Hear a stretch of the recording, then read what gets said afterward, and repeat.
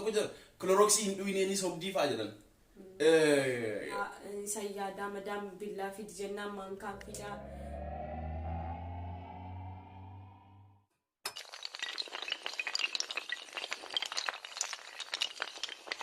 السلام عليكم ورحمة الله وبركاته. كم تفهمون دكتورين مجدي في عبدي كنت خسرت نجا قبضني اسم جدّا. Ashama arkafune akam nagaa jirtu arra dhufneetiin jirra keessumaa qabna akkasuma Magee Abdii Fatiyaa Mujahid namni hedduun ni beekanii jedhee yaada Fatiyaa jechuun isiidha kan beeles beekaa. Assalamu alaikum wa rahmatullahi wa barakatuh. Kabajamtoota Abdii jalaf Mageef Abdii jalatti argamtanii Fatiyaa Mujahidin jedhama. Egaa arra keessumaa goonee Fatiyaa isiniif qabanee dhufnee jirra. Fatiyaan namoonni hedduun TikTok irratti beekaniini TikTok irratti namni isii hin beekne jiru yeroo tokko ajandaa social media kana taatee turte bal'inaan jechuudha. Namni hedduun sana irratti si beekanii. Waa'ee jaalalaa irratti namoonni hedduun kan dinqisiifatanis jiranii yeroo sanitti kan itti aaranis jiranii. Maaliifuu walumaa galatti namoonni mootii jaalalaa jedhaniinis jiru baay'inaan jechuudha. Maaliif nama jaalalaaf yeroo jalqabaatiif jaalalaaf of kenne guutumaan guutuutti taateetiin social media irratti haasayamaa turte maal taatee kan jedhurraa kanaaf Fatiyaan arra dhuftee jirti. Arra waan isii gaafannu wantoota garagaraa haaluma isin kanaan dura gaafataa turtan koomantii keessan isii TikTok isii jalatti argaa turre kanarraan gaafii isin gaafattan waan isinitti yaadate san hundaafu isin deebii isinii kenniti isiniif deebisti jechuudha. Kanaaf har'a haala kanaan dhufneeti jirra. Mee Fatiyaa duraan dursee baga nagaan dhufte yeroo tokko jaalalli dhugaa si qabeetiin ture. Namoonni hedduun qoosaadhaa loo akkanaanii sobaa jaalatteetii miti kan jedhanti jiran. Mee ati maal jetta akkamii wanni sun akkamitti si mudate akkamii jaalachuu dandeetti mee? Jaalala an jaalladheen ture. Jaalala dhugaan na qabee namoonni danuun maaliif kijibaa jaalalaa miti fooloodhaa fi yuutuubarii guddisuudhaa fi minaamin jedhee namni waan adda addaa haasaa ture. Garuu an dhugaadhaan hin jaalladhee humna kootii ol taanaan miidiyaa irra bahee miidiyaa irratti haasa'ee jechaadha. Akka namni jedhu sanii miti ati kama dhugaa jaalatteeti jaalala keessan haala ittiin ibsattu waan wallaalteef karaa TikTokiin social media irratti wanti jettee jechuudha. An bas yaani naman of biraa dhabee namni gizee jaallatuun saayiba barbaada nama barbaada namatti baafatee himatu ani immoo saayiba hin qabu kanarratti TikTok irratti bahee ibsadhe jechaadha. Garuu jaalalli akkamii akkas nama godha jaalalli jechuun hangas nama geessa jedheetiin yaadu beekta yeroo hedduu mee erga mucaa san kan mucaa jaalatu san kan wal beektan hangam turtan wal barnoonni keessan? Wallahi mucaa sana akkam biyya kana dhufee naana amma amata jaaf deemaa jira alatti amata lama wal beeknaa wajjin immoo amata afur jiraanne jechaadha. Okay, wajjin jiraatanii hanga kana hunda? Hanga kana hunda amata afur wajjin jiraanne achi booda bas jireenya carraa ta'ee adda baane jechaadha. Yaa jaalalli yeroo hedduu jaalalli ammaa kun immoo hin turu ni dhumata ni dhuma innis akkasuma itti wanti ta'e fakkaata yookaan ammoo waan xiqqoo caalu argadhe jedheetiin faa itti fakkaachuus danda'a yeroo sanitti. Ati garuu hangasuma hunda dhugamaan kloroksii dhuyde moo akkuma namoonni tokko tokko jedhan namoonni tokko tokko jedhan kloroksii hin dhuyneenii sobdii faa jedhan. Garuu namni as jiru nuti hin beekna amma ni beekan waan as waan jiruuf maaliifuu namoonni hedduun mana yaalaa si geessanii doktoroonni waan jedhan qorannoo jira waan garagaraa jira nuti ni beekna garuu namni hin beekne kan biyya biraa jiru sobaa hin dhuynee maal jedhan. Mee akkamitti dhuyde bee isa adda nuuf baas nuuf ibsime? Ani akkanitti dhugee hedduu aarii keessan ture of wajjin hin jiru sheexaanii na taphaxaxxare bas akkasittiin dhugee garuu immoo namoonni danuun namootuma na beekantu iyyuu namoota tokko tokko barakinaan dhugnee saamunaa dhugdee minaamin jedhanii garuu an dhugaatti dhugeetiin jira namaaf jedheetii miti kanaan dhugee nama siin obaasne an ofiifiin dhugee baqqaanii jaalalas dhabee saahibas dhabee qobaa ta'e jedheetiin dhugee malee kijiba miti dhugaadhaan dhugee rabbiin immoo na hambisee jira alhamdulillah. Dhugaadha baga rabbiin si hambisee garuu yeroo dhuydu san fuute waan duutusti fakkaanne immoo akkami keessi keessatti moo haaduu jetteetumaan maqaan yaani abdii kutadheen jira bakka maalii fi isas argachuu hin dandeenye namoonni hedduunis anaaf jedhanii saayibbanis narraa citanii jiranii isa jibbii isa jibbuu qabda jedhanii narraa fagaatanii malee na jibbaniitii miti garuu ani immoo bakka nan murteessee bakka jireenyi natti hadhooftee namni natti siqatee na gaafatu hin jiru kanaaf akkasitti dhugee jechaadha bakka. Dhugaadha namoonni si jaalatan akka ati hin miidhamneef nama si hin taane sanarraa fagaadhu siin jedhan. Atis ammoo sanarraa isaan isa caalchifattee fa'aa gara isaa gorteetiin jirta garuu inni san siif hin beekne inni.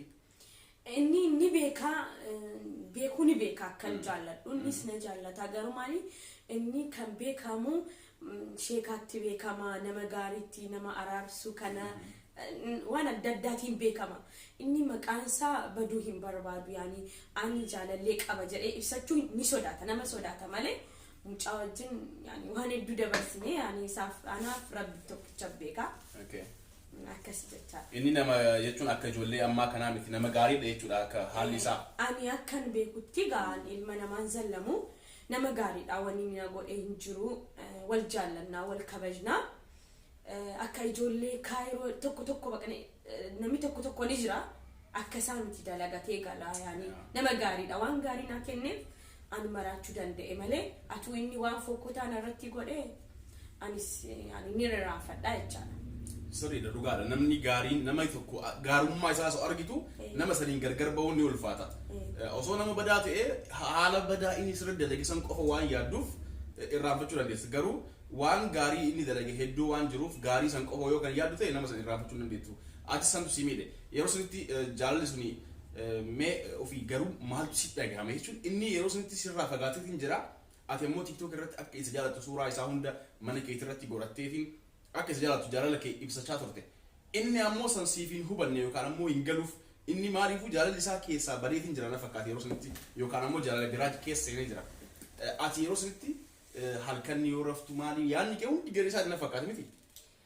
Ndom isa qofaatu hin ta'in mana madaam nan dalagaa atu hin dalagu yaanni kiyya isa qofaa isa yaadaa madaam billaa fidi jennaan maankaan fidaa waan adda addaa fidi jennaan bakka rafuu rafitii hin qabu yaadan seenaa nyaata hedduu nyaadhu yaani hedduun miidhamne namni natti siqee garuu waan kana naa hubate hin jiru bakka kanaaf jechaadha. Anillee gaaffii takkan si qaba.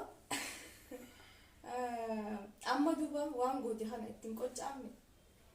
Wallahi hedduu yaani waan kana amma irra deebi'ee viidiyoo sana waan namoonni naan jedhanii bakka an tokkoffaa waan namaatu hin ta'in rabbiin akkan balleesse hedduu beekeetiin jira hedduu natti dhagahamee jira maaliifan akkas godhe ammas immoo irra deebi'ee rabbiin yaani fitnaadhaaf na qajeelchuudhaaf akkas na godhe jedheetii yaada hedduu gaabbeetiin jira. Dhugaadha. Waan kana gimmalti yaade sila namni hundi ni jaalata si qofa miti dhanaan hundinuu walummaa shamarran tahan hundi jaalalti maal akka taate ni beekani akkam akka nama guutus ni beekan ati garuu namaaf biraa dhabuu kan keetii akkana si gottee na fakkaate. An nama hin qabu saayibban kiyyallee yaani anaaf jedhanii narraa fagaatanii mucaa kana jibbisiin ta'uu manaamin jedhanii waan hedduu naan jedhanii turanii garuu waan immoo sanarraa hin deebine namoonni hedduunis narraa fagaatanii jechaadha kanaaf akkas ta'e. Sila isaanillee akka zaanii sirraa fagaachuu baatanii sitti dhiyaatanii rakkina hankee kana si hubatanii hagaate as kana keessa dabartutti si hubatanii ariifa ture. Yaa namni beeta namni kun namaa fi si hubatu akkasuma namoonni si hin beekne kan sooshaal miidiyaa akkana namoonni garagaraa akkana kiloroksii dhuide jedhanii kiloroksii qoosaa godhatanii kiloroksiidhaan kan waan garagaraa godhantu jira kiloroksii kana poostii samoolii san yeroo ati kiloroksii dhuide san jechuudha feesbuukiin kun hundi suuraa kiloroksiiti. Suuraa jaarikaanii haayilaandii kiloroksii kana wanti hundi guutee ture haali isaan hundaa ilaalaa ture. Yeroo sanis ammoo hin dubbanne waan keetii viidiyoo Facebook irrattis ta'e YouTube irrattis ta'e nuti homaa takka iyyuu hin dubbanne. Maaliif? Dubbanne jechuu turanii gaafa. Rakkoo keetii waan beeynuuf namni tokko an jalqaba qoosaase hanga TikTok irratti wanta jirtu san jechuudha. Fatihaa ani waggaa 4 dura beekan akkuma biyya kana dhufeen beekan sirriitti wal beeyna. Nuti akkuma faamiliiti jechuudha hiriyoota kiyya namoota hedduu jiranii. Adam fa'aa Bakrii namoota hedduu jiran hiriyoonni kiyya isaan wajjin akkuma faamilii ta'e nuti fatiyaan jechuudha waggaa afur dura beekan እና የዋን እሲ beekuuf jecha qoosaa jirti akkanumaan TikTok irratti akkas godhatti jedheeti yaada turen sanbooda dhugaa ta'uu kan beeke gaafa isiin Clorox dhiisan jechuudha dhugaadhaan jaalachuu isii malee ani hangala jaalalli kan isii godha jedheetiin yaadne beekaan natti fakkaataa ture ergasii kaa wanta san yoo argu hedduu natti dhagahame maaliifu osoo duraan jalqaba dubbiseen jiraadhe kan jedhu natti dhagahame numa maaliif waan danda'urraa hanga beekurraa gorsa kennuufi danda'a waan sanirraa isii dhaabuu danda'a isii sabbarsiisuu danda'a jechuudha wanti kun akkana nama sin jaalanne duuka yoo rarraate jaalalli keessuun faayidaa hin qabu jaalalli gara lamaaniinuu wal qixa yoo ta'e qofa kanaati gammachuu argachuu dandeettu jedheetiin waan tokkoon isii bohaarsuu danda'a ture yookaan akka isin irraanfattu gochuu danda'a ture garuu ani yeroo sanitti qoosaa se'ee waan tureef namni hedduun qoosaatti fakkaataa ture biraan deeme sanbooda gaafa isin miidhasanii kanatti hedduun dhagahame namni hedduun akkasuma kan yaaddanii fi booyaa turtan ni jirtan TikTok irratti argaa ture ijoollee hedduun mimmaan buusaniitiin booyan arranumaa takka agarree coomtuun duutee jirti naan jaanii namoota akkanaa jira kan farrisan duutee jettee takka saamee TikTok irratti reefa isaanis ilaalaa ture duutee jirti akkanatti jettee mimmaanoo buuftee bootti na fakkaata miti duutee bari hin beektuuni kaa maal waan isiitu biyya biraa jirti na fakkaata garuu duutee jirti jettee bootti akkanatti duutee maali reef laalaatiin ture wanti akkanaa kun namoonni hedduun waan hin taane ajandama godhataniitiin waan hin taane qabatanii beela amma mee isiin duutee maal argatti ta'ama bootti suni akkanumaan TikTok sanarratti laayikii argachuuf ta'uu danda'a wanti akkas godhattuuf waan biraatii miti garuu isii irratti farrisuun du'a isiidhaaf hawwuun suni waan taane namoonni hedduun kan yaaddaniif hedduu jirtan hundi keessanuu galatoomaa isin galateeffattee jirti namoota isiif yaaddanii fi kan irratti yaaddan hundaayyuu gargar baafteetiin beektii haasa'aati turre warra isiidhaaf yaaddanii waan hedduu gootaniif galatoomaa biyyoota gargaraarraa jechuu warra du'aa gootaniif du'aayii gootaniif hunda keessaniifuu galatoomaa jettee jirti akka reef haasa'aa turretti mee gaafii fatiyaan ijoollee jimmaati jedha kun dammoo noo ijoollee shawaati jedha yaada garagaraatu ture noo isiin jimmaa kan jedhu nama hedduu dhagee jira noo isiin shawaa kan jedhus akkasuma nama hedduu dhagee mee fatiyaati shawaadha moo jimma ani akka namni beekutti jimmaadha dhaloonni koos guddinni koos garummoo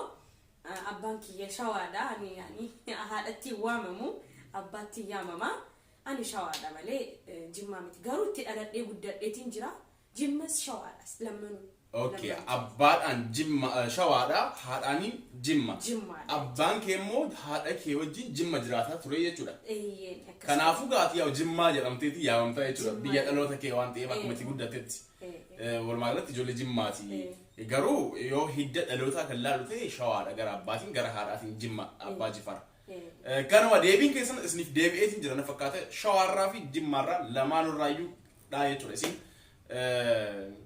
gaafii biraa qabdaa amma namoonni garuu kooment kanaan dura argee jalatti waan hedduudhaan hamataa turtan dhugaa dhageettee turte na fakkaata waa hedduu takka jechuudha waa hedduu jechaa turani maal jechuu turani beektaa mucaanii ishii quban qabu hin jaalanneeni amma hunda oguu dhageessan amata afur wajji turre jechuudha gina immoo hin jaalanne oduu akkas kan jedhan jira mucaan akka obbolummaatti gargaaree malee inumaa waan jaalalaa hin qaban kan jedhu wanis dhagee ture waan sana jechuu turtan hedduu takkaa jira waan addesnii beejeetii yaadaan waan kana irratti ilmi namaa tokko kara shari'aatiinis obboleessaa wajjin illee namni sheexanni ni dogongorsiisa akkamittiin ani marattuudha jaalalli atuun hin qabin mucaan kun haati koo hin deenye abbaan koo hin deenye akkamittiin ani isaa wajjin jaalala hin qabne namni nu agar hin jiru mucaallee namni beeku hin jiru ana beeka malee namni inni ganama bahee galgala gala waa'ee isaa namni beeku hin jiru baqa waa'ee keenya saahiba koo saahiba isaa akkasitti beekanii namni hedduun sooshaal miidiyaa irratti ilmoo qabdii inni amaanaatti kennee jaarsisii duraa amaanaa isatti kennee biyyatti galee isin asii ilmoo qabdii seerumtee baatee waan hedduu haasamaa ture kun maali yuutuubarii warra qabantu warra hattoota yani akkas jedhanii maqaa kootiin nagadanii doolaara argachuudhaaf akkas jedhanii malee dhugaa jirtu abbaarraa beektanii malee namni itti daddabalee haasaa namuu oduu fedha kanaaf jennaan wanni jirtu dhugaan kana jechaa yaa ma osoo kan mucaasa wajjin waan tokko relation tokko qabaachuu baattee atis gara jaalalaan seentu ture. Walumaa galatti waan garagaraa aktiin jaalalaa garagaraa isin jidduu waan jiruuf qofa atis is jaalachuu dandeette. Inni ammoo ilma dhiiraati. Ilmi dhiiraa yeroo hedduu filannoolee garagaraa laallata. Akkasuma ammoo sirraa kabiraa filachuu danda'a yeroo sanatti. Ati ammoo jaalallisti waan jiruuf dhiisuu irraanfachuu hin dandeenye. Inni ammoo kan biraatti gari jaalalli isaa gara biraa goreena fakkaata yeroo sanatti. Kanaaf atis rakkoo san hunda keessa seente. Amma san hunda keessaayyuu rabbiin si baasiitiin jira rakkoo kana dabarsite kana hunda keessaayyuu.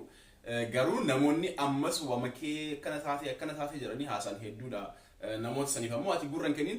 Akkasuma ammoo wanti tokkoyyuu isin cinqil keerlasi ta'e firii ta'e akkana godhee godhuu osoo baadhee namni akkana nan jedhe namni maal naan jedhe karaarra yoo deemtu namni yoo si ilaalu sheemiin kan si qabu yoo ta'e sun sirrii miti konfidensi qabaadhu. Abbaan fedhessi waan fedhesiin haa jedhu ati akkuma jalqaba haasawwitu sanitti ammas waan fedhe haasawwitee akka fedhe ta'uu dandeessa. Kanaafuu homaayyuu ittiin qaanfatisi jechuu barbaade ta'e. An maaliin miidhamsan dhaamu barbaadu warra kaayiroo keessa jiranii namoonni hedduun na beekanii namni na ilaalinii miti karaarra yeroo deemu hedduu dinqifatanii si kilooreksii baresii maraattu san nama dhaabbatee na ilaaluun jira. Baajaaj keessallee taa'ee baajaaj keessa seenanii kan na ilaalanii jiranii ani waan dinqii hin goone waan addaa hin goone. Akka namni jaallatetti jaalladheetiin kilooreksii dhuguu miti namni of beenzilaan kan gubduu jirti kan of fiinyoodhaan hutee of ajjeestu jirti. Kanaaf jennaan warri kaayiroo keessa jirtanii wanni narra ilaalamu hin jiru. Akka beektanitti ani garagalee maaliif na ilaaltanii isiniin hin jedhu. Kanaaf jennaan yaani yaada keessan jijjiiraa baqa. Kun dabartee jirti waan jirudha. Waan haaraa miti. Dhaamsa kanaan isinii dhaama jechaadha.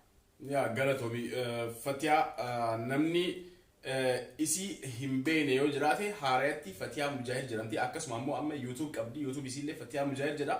Namoonni isii hin beekne YouTube isii subscribe godhaafi Fatiyaa Mujaahid kan jedhu YouTube isiiti. Amma dhiyeenyatti banattee amma guddateefi jira. Garuu namoonni hedduun hin argine. Kanaafuu Fatiyaa Mujaahid kan jedhu isiidha.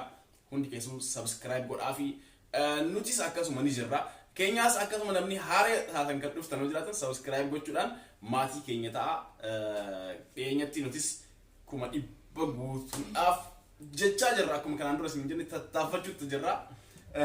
Subscribe gochuudhaan hamilee nuuf ta'a nu jajjabeessaa. Fatiyaa Mujaahidis subscribe godhaa. Kana booda qophiilee garagaraatiin wantoota garagaraatiin amma gara miidiyaa baatee jirti waan ta'eef isiniif dhufti. Isiniif wanta gaafii feetan ammoo gaafadhaanii deebii isiniif deebisuudhaaf isinis qophiidha. Comment jallattis gaafii gaafachuu ni dandeessanii. Gaafii keessan san laaltee akka deebii isiniif deebistu abdii qabaanis wanti biraa kan hafu yoo jiraate magee itti dabali. Atis ammoo ergaan qabdu dhaamsi qabdu namoonni galateeffachuu barbaadu yoo jiraate achumaan fuftaa jechuudha. Yaa wanni dhaaba kannis ni dhiyaanne akkana fakkaataa waan gaafachuu barbaadan gaafanne jennee ni yaanna. Hammoo nurraa waan nuti barbaannu nu gaafanneettan gaafachuu ni dandeessan komantii jalatti.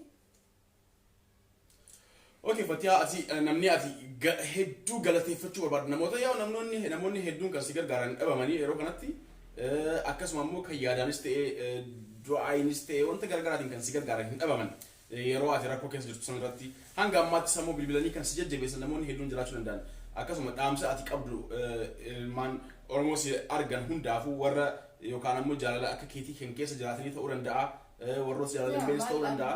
Namoota kanaaf yaa dhaamsi ati qabdu. Ani hedduu yaa ilmaan Oromoo hedduun galateeffadha. Maaliif sana kana jedhee adda baafachuu hin danda'u.